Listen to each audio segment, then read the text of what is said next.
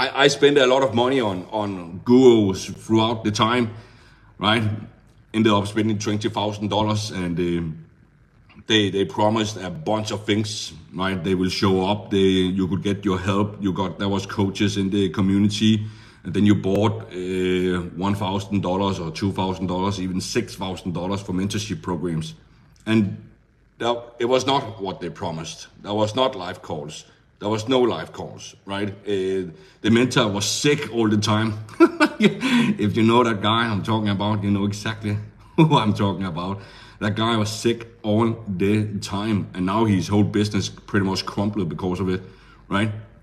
So I remember I told my mom, if I ever figure this thing here out, I will not be that guy. I will not be that guy. That's also why I pay multiple 6 figures a month in salary to help students with coaches, support team, softwares, up-to-date funnels, the whole shebang, multiple 6 figures a month.